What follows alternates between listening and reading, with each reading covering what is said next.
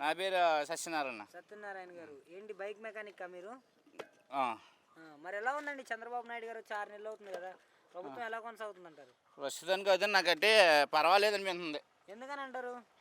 ఏదో రైతులు డబ్బులు ఇవ్వడం అని ఏదో చెప్పలేం కదా. అప్పుడు ఎలా ఉంటుందంటే నేను చెప్తాం, జగన్ గారు ఉన్నారనుకో ఏయో కేసులు గీసులు ఏవో ఉంటాయి. ఇక దాని మీద ఇంకా ఈయన మీద ఇంకో అటువంటి ఏమీ లేవు, ఈయన అయితే ఏదో బాగా చేస్తారు అన్న ఒక అపోహ అంతే.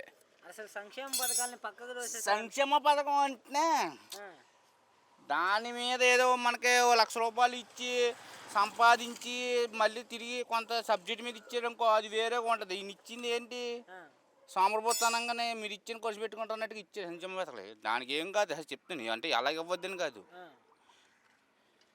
ఓకే, మరి ఈయన కూడా ఇస్తానన్నాడు కదా చాలా పథకాలు. ఇస్తాన్నారండి, అది ఏమో అలాగంటారు. అది ఇచ్చేటప్పుడు చూద్దాం, అప్పుడు దానికి ఏం కదా. జరిగింది చెప్పాం, జరగబోయింది మనం ఏం చెప్పలేం.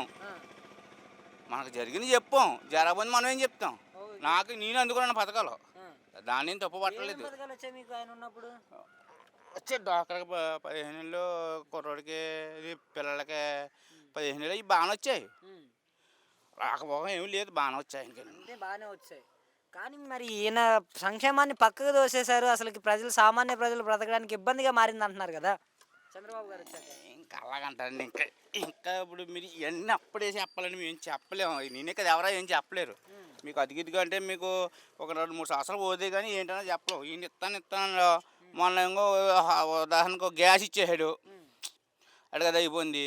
ఇప్పుడు మళ్ళీ మొన్న నేను టీవీలో చూసాను, మొన్న ఇది రైతు భరోసా కాదు, ఇది పిల్లల అమ్మఒడి కాదు, బస్సు ఉచిత బస్సు అన్నాడు కదా, జనవరి నుంచి ఏదో అది అన్నారు. అంటే ఇంకా ఇప్పుడు దాకా మొన్న మాట్లాడారు, ఇంకా అది ఇస్తారని అనుకుంటాం. రైతులు కూడా డబ్బులు కూడా బాగానే పడుతున్నాయి వచ్చింది ఇప్పుడు దాని జమ్ములు. ఇంకా సంక్షేమ మీరు డాక్టర్ డబ్బులు ఇవి అంటారా, అవి ఇప్పుడు ఏం చెప్పలేము. మరి నేను దానికి ఇంకా ఇవ్వలేదు.